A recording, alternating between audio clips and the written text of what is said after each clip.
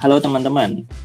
Nah, kalau kemarin ada James yang dapat beasiswa NTU sama KJ yang dapat beasiswa Oxford tahun kemarin. Nah, tahun ini ada lagi yang nyusul James buat lanjut studi S1-nya ke NTU. Siapa dia? Boleh dong kenalin. Halo teman-teman. Jadi nama gue Jonathan Nicholas Siap. Gue juga sekolahnya sama kayak James dari Penabur Internasional Kelapa Gading. Jadi dan gue sekarang udah apply ke NTU dan dapat offernya dan dapat beasiswa tuition grant dari pemerintah Singapura. Kapan pertama kali kamu tuh terbesit buat keinginan studi ke luar negeri gitu? Terus kenapa mau studi di luar negeri? Sebenarnya kalau keinginan untuk luar negeri itu udah dari kecil bang, dari mungkin SD atau umur segitu, karena di lingkupan sosial saya misalnya teman-teman terus keluarga itu juga ada beberapa memang udah kuliah ke luar negeri. Cuman alasan utamanya sebenarnya bukan karena lingkupannya sih bang, lebih ke memang dari sendiri udah kayak wah di luar negeri itu penasaran ada apa. Jadi misalnya saya ambil contoh Singapura, itu kan suatu negara istilahnya international hub lah. Jadi dari luar negeri memang dari China, mungkin dari Inggris, dari Vietnam, seluruh Asia Tenggara, India, semuanya ke sana. Itu jadi ada perpaduan budaya yang kita pengen sebenarnya ketahui gitu loh. Jadi gue juga bener-bener penasaran itu sebenarnya kalau kita lihat masalah dari sudut pandang negara-negara lain itu gimana gitu. Lu dapat beasiswa apa sih? Gue dapetnya tuition grant. Jadi kalau misalnya gue pengen categorize itu NTU dan NUS itu biasanya ada 3 level bang. Jadi pertama itu yang dapat full scholarship. Jadi itu benar-benar biaya sekolah itu ditanggung semuanya. Terus dapat biaya jajan lagi, uang jajan lagi. Dan kalau yang level kedua istilah itu tuition grant. Itu yang gue dapat. Jadi kira-kira sekitar 50% dari uang biaya sekolah itu ditanggung oleh MOE. MOE itu Ministry of Education, itu seperti Kementerian Pendidikan dan Kebudayaan yang di Singapura. Jadi ditanggung oleh pemerintah. Cuma sebagai timbal balik kita harus kerja selama 3 tahun di perusahaan Singapura. Berbasis Singapura. Tapi boleh misalnya perusahaan Singapura yang ada di Indonesia juga boleh. Asal pemiliknya dari Singapura seperti itu dan terikat kontrak kerja 3 tahun. Terus yang level terakhir itu yang memang bayar full seperti biasa gitu bang. Oke, itu berarti self-funded yang terakhir kan ya? Nah, yang terakhir self-funded. Yang saya dapat ini yang 50% kepotong nanti terikat kontrak kerja. Oke, yang 3 tahun berarti? Yang 3 tahun, Cuman kalau gua sendiri sih nggak apa-apa lah dapat terikat kontrak kerja. Soalnya kan biasa kita habis kuliah juga, kita kan harus cari pengalaman juga. Nggak mungkin kita dari kuliah, kita langsung jemplung gitu kan. Jadi kita pasti kerja dulu dong, kita kan pasti kerja dulu, cari pengalaman dulu, 3 tahun ya nggak apa-apa lah gitu lah. Lumayan kok 3 tahun di sana. Lumayan buat cari pengalaman. Buat cari pengalaman juga. Itu kan beasiswa tuition grant ya? Betul. Nah itu gimana sih caranya, cara lu tuh buat ngewujudin dapat beasiswa, ngewujudin buat bisa studi ke luar negeri, ke Singapura lah. Dapat informasinya gitu semua. Mungkin persiapan lu buat ngewujudin studi di luar negeri, terutama dengan beasiswa tuh kayak gimana gitu. Ini selama SMA ngapain aja gitu. Ya, oke. Jadi kan sebenarnya gue dapat informasi ini sebenarnya dari booth EduFair. Jadi kan di Jakarta, Surabaya, kota-kota besar itu banyak EduFair. Jadi orang dari Singapura datang langsung untuk kasih tahu ada representatifnya, kasih tahu ini loh yang kamu harus capaiin untuk masuk ke Singapura, misalnya ke NTU. Dan selain juga dari uang itu, kita harus juga penting untuk kita browsing di internet, di websitenya NTU misalnya atau NUS. Kalau yang misalnya mau masuk ke Singapura.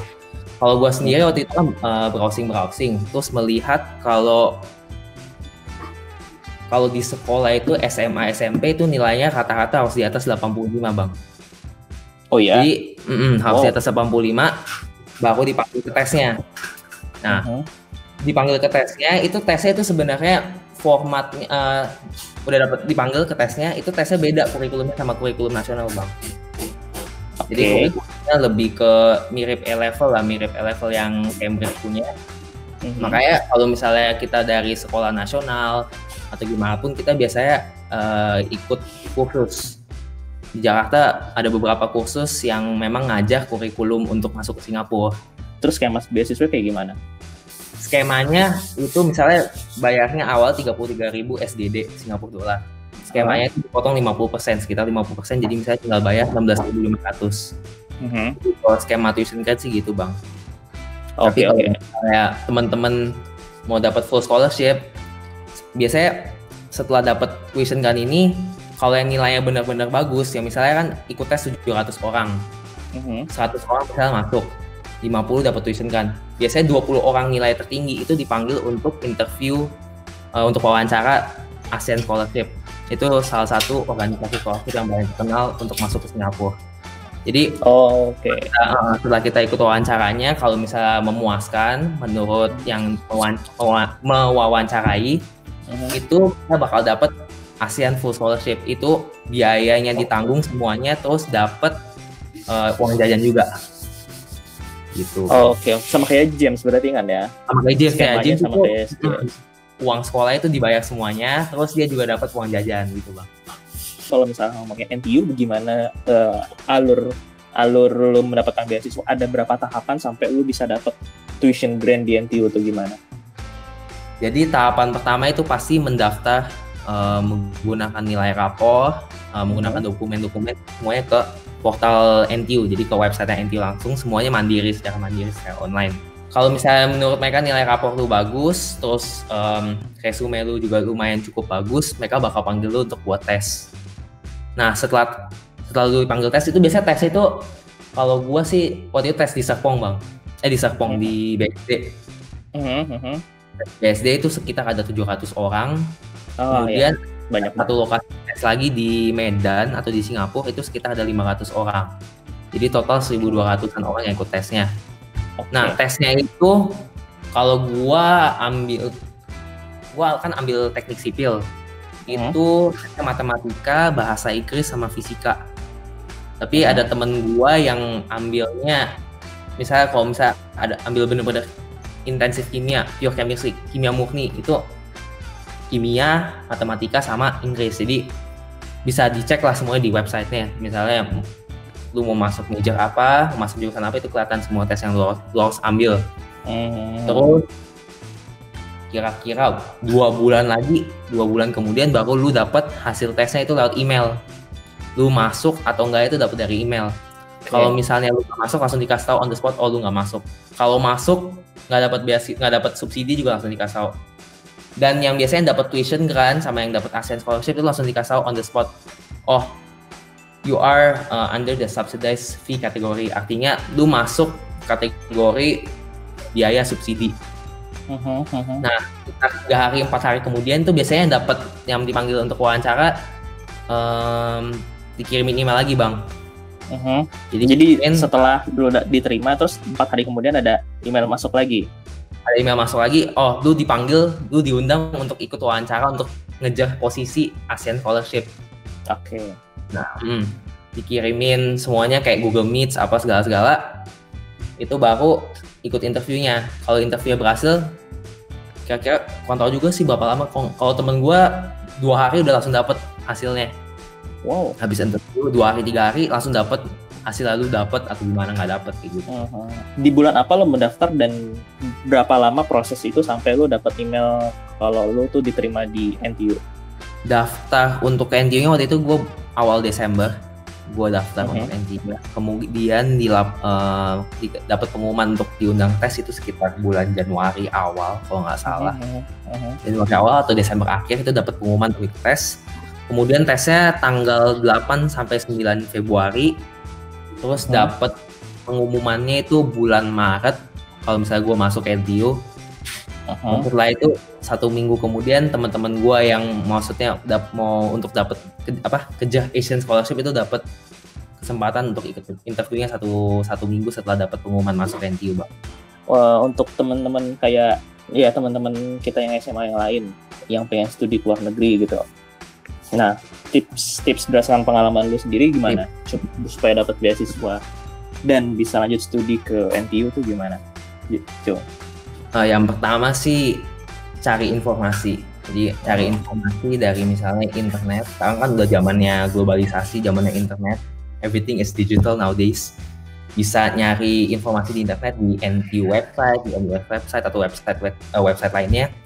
Terus bisa juga nyari informasi dari Quora. Kalau saya sendiri waktu itu nyari dari Quora, itu banyak Quora. Alumni NUS NTU itu cerita bejibun, semuanya cerita di situ tentang kualifikasinya apa, pengalamannya gimana, itu semua itu banyak. Terus kalau misalnya ada edufair atau ada orang-orang representatif datang, itu sebisa mungkin datang, karena kadang kita kira kita udah ngerti tapi masih banyak hal yang kita belum tahu gitu loh. Waktu itu juga pernah ngerasa, wah waktu bulan Juni atau Juli, wah gue nilainya lumayan kan di sekolah juga, terus udahlah pasti bisa masuk NTU, karena dengar-dengar NTU NUS itu apa kurikulum untuk tesnya itu mirip sama A-level yang gue pelajarin di sekolah. Tapi ternyata setelah gue cari-cari informasi, ternyata beda. Dan akhirnya masih ada perbedaannya? Ada perbedaan. Dan setelah gue cari informasi, ternyata ada tempat-tempat les yang untuk nawarin kursus untuk ikut les gini bang, yang kayak masuk Singapura. Jadi awalnya gue kira udah tahu semuanya, ternyata masih banyak yang gue belum tahu. Jadi untuk teman-teman yang merasa udah tahu, masih banyak yang lu pada belum tahu seperti itu. Terus untuk kedua sih latih bahasa Inggris sih bang. Oke, itu penting banget sih. Kenapa? Dijabarin dong. Mau ke Singapura, mau ke Amerika, mau stay di Indonesia pun Inggris itu sangat penting. Karena itu sekarang dipakai sebagai bahasa pengantara internasional. Jadi misalnya lu sekarang belum mau keluar negeri pun, misalnya masih mau di Indo. Tapi kan kita belum tahu masa depan lu gimana. Setelah dari Indo, lu misalnya mau cari kerja di luar atau di dalam negeri juga bisa connect keluar. Atau mau misalnya kejar S2 di Amerika atau di luar negeri. Kan bahasa Inggris itu benar-benar penting. Dan bahasa Inggris bisa ngelatihnya dengan banyak cara sih. Yang pertama, berbicara, itu penting. Kedua yang menurut gue lebih penting juga, cuman banyak orang nggak sadar, itu menulis. Yang ini satu hal yang menurut gue banyak siswa di Indonesia dan orang di Indonesia kurang sadar gitu loh. Mereka kira bisa berbahasa itu cuma dilihat dari bicara doang, padahal membaca sama menulis itu juga sama pentingnya. Apalagi kalau misalnya untuk yang temen-temen yang mau daftar ke Amerika, itu kan benar-benar writing intensif. Kita mau masuk Amerika itu tulis esai itu banyak banget. Dan kalau misalnya kemampuan menulis kita kurang, kan bisa kelihatan kan. Kita nggak bisa benar-benar mengekspresikan apa yang kita mau kasih tahu kepada tim admission di Amerika. Jadi penting lah untuk writing, reading, dan speaking juga. Menentukan tingkat kelayakan lah ibaratnya. Iya, kelayakan semuanya. Soalnya di Indo teman-teman gua kan banyak yang ikut IELTS. IELTS-nya itu speaking bisa 9, listening bisa 9, reading ya 8 tuh kadang, tapi nyampe writing langsung jeblok ke 6. Nah. 9 tuh tinggi banget loh buat IELTS. Gue juga termasuk, writing-nya jeblok sendiri, bawa sendiri. Cuman ya untung masih pas-pasan bisa masuk. Jadi itu suatu pembelajaran juga. IELTS score lo berapa berarti, Jo? Waktu itu listening 8,5, speaking 9, reading 8,5 dan writingnya 7. Awalnya NTU melihatnya, tapi NTU tuh ngelihatnya overall score atau by session? Dia lihat overall score dan by session. By session kalau nggak salah minimal harus 6,5, tapi overall score harus di atas 7 bang. Oke, thank you Jo udah berbagi bareng Caldera News.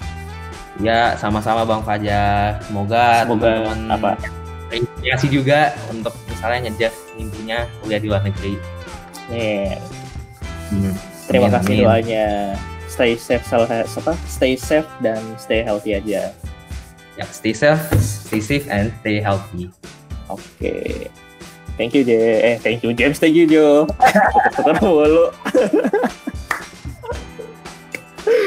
Thank you ya. Yo. Bye. Yo, bye.